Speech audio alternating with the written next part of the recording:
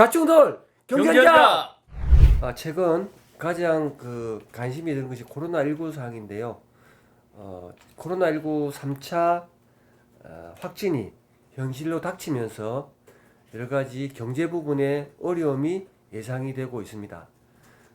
그럼에도 불구하고 여러 가지 면에서 어렵지만 그 상황에서 주식시장만큼은 여전히 우리들에게 희망을 전해주고 있습니다.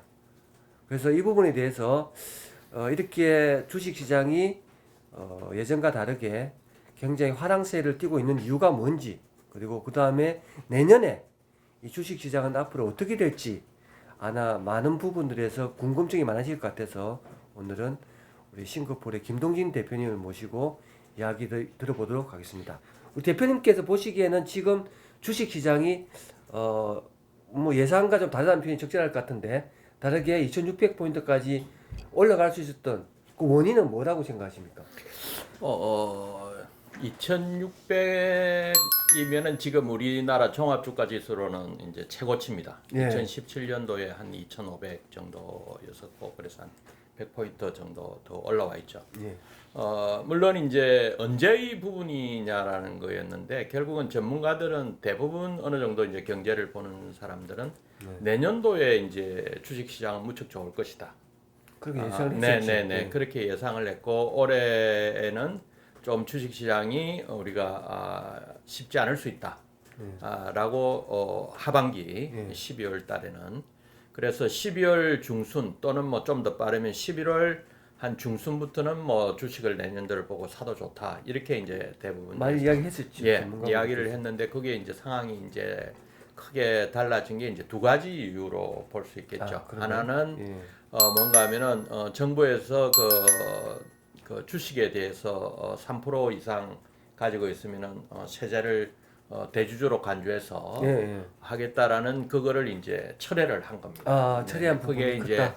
일단은 뭐 가장 중요한 이유 중에 하나라고 보고요. 왜냐하면은 3% 이상 가지고 있는 사람들이 의외로 많을 수도 있고 적을 수도 있는데, 그 사람들이 물량이 나올 수 있다, 매도를 한다라고 하면은 3%안 가지고 있는 사람들이 주가가 빠질 거라 생각하고 먼저 파는 거죠. 또는 같이 파는 거죠. 네, 그는 조치들이 있을 수 있기 때문에 그러한 어떻게 보면은 매물 압박을 좀 이렇게 완화시키고 없었던 걸로 했기 때문에 그 어떤 기대 심리가 컸다라고 보는 거고요. 그렇군요. 그거보다 더 중요한 것은 실은 미국에서 한국의 그 지수를 사는 펀드가 있습니다. 그런 쪽으로 글로벌하게 투자자들이 한국에 대한 투자를 지금 많이 투자가 많이 일어나고 있어요. 그게 그 미국에서 어떻게 보면은 글로벌하게 이렇게 투자를 많이 하는 우리나라로 치면 자산운용사 같은 거죠. 자산운용사 같은 데서 이제 한국에 대한 비중을 높여야 된다. 그러면서 이제 한국에 대한 투자 자금들이 많이 몰린 겁니다. 그렇게 본다라고 하면은 왜 외국인들이 지금 그러면은 한국을 사느냐? 한국을 사느냐의 부분인데, 실은 이제 제 개인적으로 판단을 할 때는 요번에 코로나 사건이나 여러 가지 경제 어떤 디지털화나 이런 거를 겪으면서 봤을 때 한국이 가지고 있는 어떤 비중이나 인식 자체나 브랜드 가치가 실적으로 많이 개선됐다. 모든 산업들이 디지털화되면서 반도체라는 것이 매우 중요하게 인식이 된 거죠. 인식이 됐다라고 봤을 때 반도체의 어떤 핵심 국가가 한국이라는 거를 의외로 많은 글로벌적으로 인식이 많이 확산된 부분이 있다. 자, 그러면 어쨌든 말씀하셨던 대로 그런 요인들에 의해서 주식시장이 지금은 굉장히 화랑세를 타고 있다. 이렇게 이제 이해가 되는데, 그럼 최근에 저는 이제 좀 궁금했던 부분이 뭐냐면 상반기가 어쨌든 9월 이전 전까지만 하더라도 대다수 개인들이 주식시장을 이끄는 장세였거든요. 거의 아마 자산이 뭐 언론 보도에는 50조 정도 되는 돈이 움직였더라고요. 60조 정도 되나요? 어쨌든 움직였고, 그다음 지금은 이제 오히려 개인들은 조금 주춤한 상태에서 오히려 아까 말씀하셨던 우리나라의 어떤 개인 브랜드, 국가적 브랜드가 높아지면서 그에 대한 글로벌 포지셔닝을 이렇게 높이면서 투자를 많이 하다 보니 이렇게 되는데 그럼 앞으로 제가 궁금한 거는 이렇게 되면 개인들도 만약에 현재는 투자를 해서 좀 수익도 났을 거예요. 아마도 네, 조금 났을 네. 거고 그게 되면 앞으로 2030이라든가 그 젊은 세대들이라든가 아니면 외국인 투자라든가 이런 부분에서 봤을 때 올 하반기는 이미 이제 12월이니까 그게 끝난 것 같고 네. 내년에는 어떻게 진행될 것으로 보십니까? 올해 어느 정도로 이제 오버슈팅이 일어나느냐의 부분입니다. 네. 물론 이제 올해 연말이 이제 한 달 정도 남았는데 네. 올해 이제 강하게 오르면은 내년 초는 조금 조정을 보일 수 있을 거고요. 네. 올해 뭐 이 정도 수준에서 그냥 뭐 한 박스권을 그린다면은 뭐 내년도에 저는 장을 어떤 형태든 새롭게 상승. 예, 상승하는 국면이 당분간은 된다. 그게 이제 단순한 논리가 아니고 앞서 말씀드린 것처럼 글로벌하게 한국이 가지고 있는 어떤 포지셔닝이 재인식되기 때문에 네, 네. 그리고 실질적으로 글로벌하게 요번에 이제 산업 구조들을 봤을 때 우리나라가 가지고 있는 기업들의 어떤 글로벌 경쟁력은 우리가 생각했던 것보다 더 훨씬 높다. 높다네요. 예, 네. 높다라는 거고 그것이 반도체만의 부분이 아니라 2차 전지나 전기 자동차나 또는 뭐 여러 가지 어떤 석유화학이나 네. 네네 이런 부분에서 이제 글로벌하게 어떤 경쟁력을 갖추고 있는 기업들이 의외로 우리 기업들이 참 자랑스러운 기업들이 많다. 그렇게 이제 상대적으로 봐야 되는 겁니다. 네. 네, 상대적으로 봤을 때 그 가치가 좀 더 조명받고 어떻게 보면은 올라갈 수 있다. 네. 저는 투자자 입장에서 봤을 때는 거기에 가장 핵심적인 거는 단기 투자냐, 장기 투자냐. 저는 그 관점이 가장 궁금합니다. 왜냐하면 모든 부분에서 지금 투자라는 개념을 보면은 우리가 지금 단기에 샀다가 빠지고 하는 이런 부분도 물론 필요하겠지만 말씀하셨던 모든 부분에 있어 가지고 장기 투자를 염두에 두시고 이렇게 주식을 타는 게 좋지 않겠나라고 하시는 게 아닌지 그런 말 이제 궁금하거든요. 저는 실은 우리나라에서 투자를 할 때 장기 투자를 절대 권하지 않습니다. 아, 그런가요? 네, 그동안 예. 지금 좀 상황은 다릅니다만은 많은 분들은 주식을 하면은 뭐 장기적으로 투자하면 남는다고 하지만 실적으로는 아주 운 좋은 경우만. 경우입니다. 한 10개 업체 중에 장기적으로 상승하는 주식은 한두 개 있을까 말까 한 겁니다. 그리고 미국의 경우는 지수라는 게 계속 상승을 하는 거죠. 예. 상승을 하기 때문에 장기 투자라는 말이 맞는데 예. 우리나라는 이번에 거의 이제 그 최고점을 이제 만드는 건데 그동안 보면은 거의 박스권이었어요. 그렇죠. 한 2005년부터 해서 한 7, 8년 고점에서 뭐 거의 뭐 올란 적이 없습니다. 그 속에서 장기 투자한다라는 거는 넌센스죠. 결국은 뭔가 하면은 주식이라는 게 장기를 본다 하더라도 좋은 기업이라 하더라도 우리나라 같은 구조에서는 샀다 팔았다를 해야 되는 거예요. 근데 거기서 말하는 단기의 부분이 아주 뭐 단타 매매를 하는 것이 아니라 그렇겠죠. 예. 네, 어떻게 보면 박스권 매매처럼 뭐 좀 빠졌다 생각하면 사고 올랐다 생각하면 파는 그런 형태로 약간은 게임하듯이 하는 것이 실질적으로 수익을 주는 거지. 교과서에 있는 것처럼 뭐 장기 투자를 하고 뭐 종목을 이런 거는 실은 우리나라하고는 좀 맞지 않습니다. 다만 이제는 조금 글로벌한 기업들 대상으로는 기본적으로 포트폴리오를 짜도 충분히 가능하겠다 이런 생각은 하죠.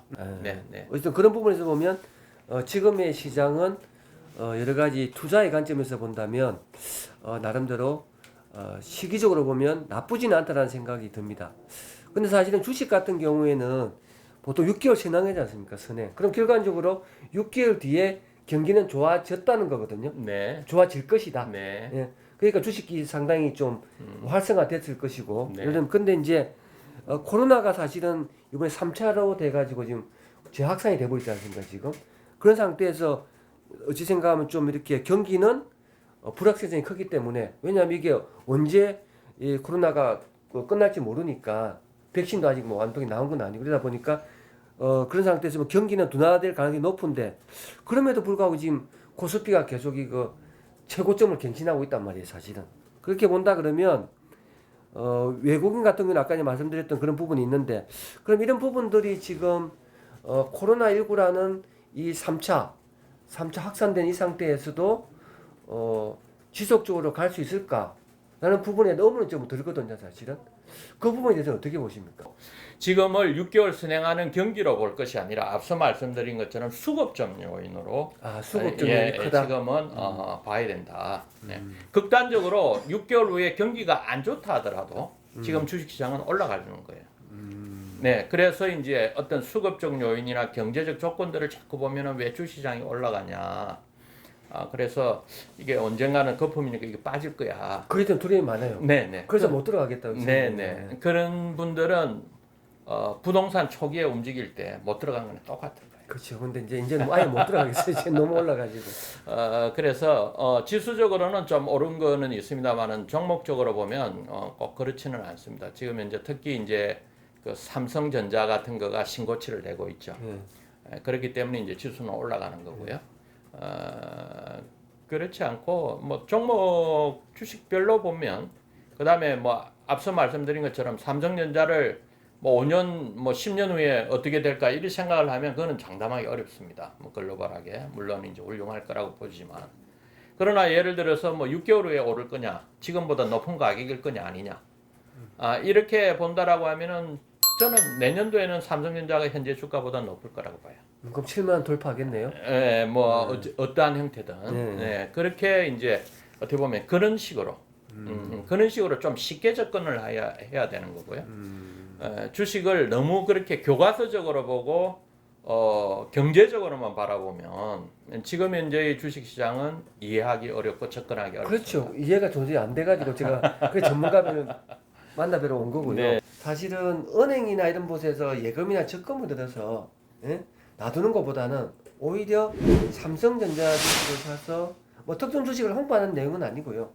그만큼 오히려 수익 면에서 보면 훨씬 더 큰 이득을 얻을 수 있는 그런 투자 전략이다 라고 이렇게 말씀을 하셨는데 이렇게 지금 그 코로나19 상황이 이렇게 지속되고 있고 3차 상황까지 이렇게 왔는데도 불구하고 지금도 어떻게 그렇게 보십니까? 어떻게? 네, 뭐 앞서 말씀드린 것처럼 네, 삼성전자가 이제 단기적으로 좀 많이 오르기는 했습니다.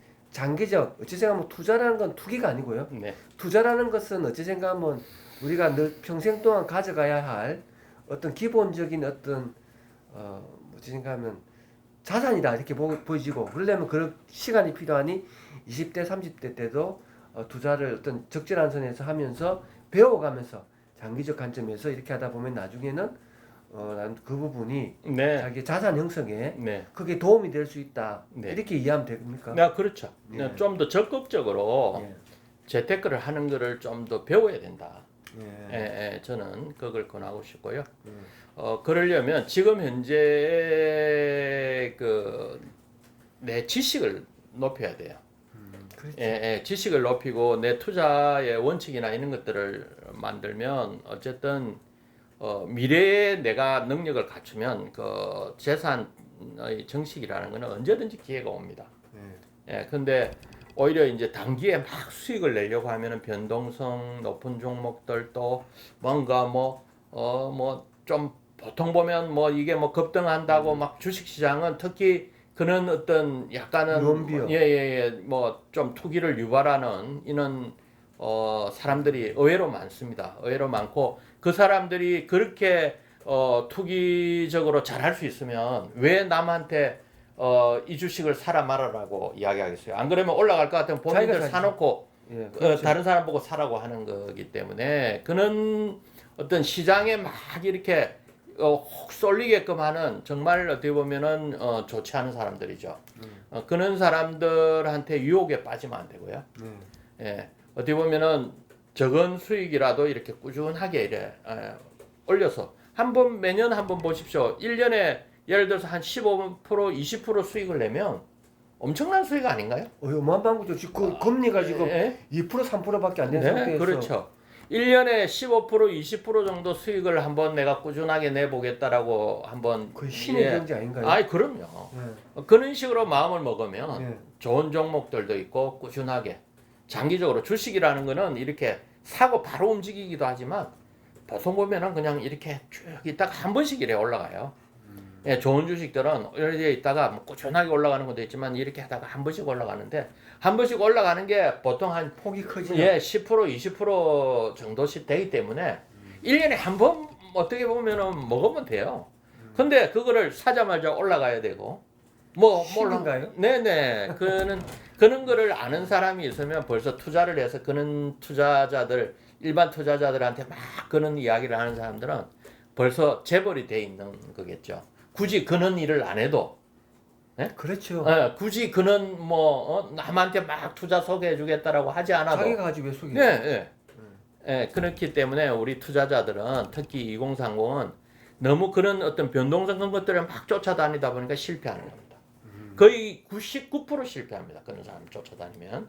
그렇죠. 네. 그런 그 좀 잘못된 정보. 그렇습니다. 정보 매매를 절대 하면 안 된다. 네. 우리 대표님께서 말씀하셨던 것처럼 수익률이 1년 동안에 그래도 한 10% 20% 정도를 어느 정도 낼 수 있는 그런 주식들을 잘 찾아서 투자를 하는 것도 네, 그런. 장기적 관점에서는 굉장히 도움이 될 수 있다 이렇게 보시면 됩니까? 네. 어쨌든 저는 특히 2030 세대는 주식을 해야 된다고 보고요. 그다음에 그것도 합리적 투자. 그 중요한 것 같아요. 네네. 합리적 투자를 하는 거를 배워야 된다. 예. 네, 합리적 투자하는 거를 배워야 되고 그래야만이 어떻게 보면은 어느 정도 경제적으로 예. 좀 뭔가를 가질 수 있다. 예. 우리 세대에 비해서 너무 지금 좀 2030 세대는 힘들죠. 그렇죠. 기회도 많지 않고. 예. 근데 반면에 합리적 투자라는 관점에서 투자를 열심히 좀 공부를 해볼 필요가 있다. 그러면은 의외로 정말 제가 한국은행 들어가면서 86년부터 주식을 해서 지금 이제 한 35년째네요. 35년째 동안 여러 가지 경험들이 많죠. 근데 그래도 이게 어떻게 보면은 합리적으로 어떤 투자하면서 꾸준하게 그래도 안정적으로 물론 매년 기복은 있습니다만은 이렇게 투자를 해서 어쨌든 회사를 이끌 정도까지는 와 있기 때문에 제가 하는 방법은 그냥 합리적 투자예요. 네, 앞서 말씀드린 것처럼 그리고 저한테 맞고 편한 투자. 물론 이제 저 같은 경우는 경제를 보는 눈이나 주식의 경험들이 그렇죠. 쌓여서 전문가시니까. 예. 그러나 저는 우리 2030 세대들이 이제는 어떻게 보면 생존해야 되고 또 내 나름대로 내 생활이나 내가 여유로운 그 경제 생활을 하기 위해서는 적극적으로 그런 것들을 좀 공부하고 하면 옛날보다는 워낙 공부할 거리나 이런 게 많이 편해져 있습니다. 정보가 많잖아요. 네네. 인터넷에 옛날에는 그런 걸 찾기가 어려웠던 거죠. 예, 그렇죠. 그렇기 때문에 찾아가면서 이렇게 공부를 하고 자기만의 어떤 투자 철학을 마련한다면 충분히 좋은 결과들이 있지 않겠냐 이렇게 생각을 합니다. 어쨌든 오늘 마지막 멘트로서 제가 하고 싶은 이야기 그러면 대표님께 보시기에는 2030 같은 경우도 앞으로는 좀 주식 투자 같은 부분들도 적극적으로 고려해서 한다 그러면 장기적 관점에서 보면 굉장히 수익률도 그렇고 자기 어떤 그 자산 형성에도 많이 도움이 될 수 있다. 그렇지만 그 조건은 합리적 투자여야 한다. 그렇습니다. 특히 옆에서 막 비용을 많이 받고 하면서 막 주식 잘하는 것처럼 이렇게 좀 어떻게 뭐라고 표현을 해야 될까요? 하여튼 주식 시장에 나쁜 사람들이 많아요. 이런 사람들의 꼬임에 많이 이런 사람들의 꼬임에 넘어가면 낭패 보는 거는 거의 99% 낭패 본다. 라고 말씀을 드리고 싶죠. 그리고 하나 더 붙이면 절대 대량 매수하고 막 이렇게 크게 오르는 경우. 예. 그게 바닥이 아닌 경우에는 바닥이라 하더라도 올라가서 바로 가는 경우가 드물어요. 드물고 올라가면 그것도 조정을 보입니다. 한번 물량 확보하더라도 그 다음에 조정을 보이기 때문에 그리고 위에서 크게 상승하는 경우는 많은 경우가 우리가 데이터 분석을 해보면 저희도 의외의 결과를 보고 놀랐는데 의외로 상투가 많아요. 그러니까 그런 경우가 네네네네 그런 부분들 때문에 아주 대량 매수를 하는 경우가 이게 위에서 벌어질 때는 절대 따라 매수하면 안 된다. 이까지는 제가 분명히 말씀드리겠습니다. 오늘 정말로 중요한 팁까지 제가 오늘 인터뷰를 하면서 저도 많은 도움이 됐던 것 같습니다. 네. 어쨌든 여러모로 감사합니다, 대표님. 네.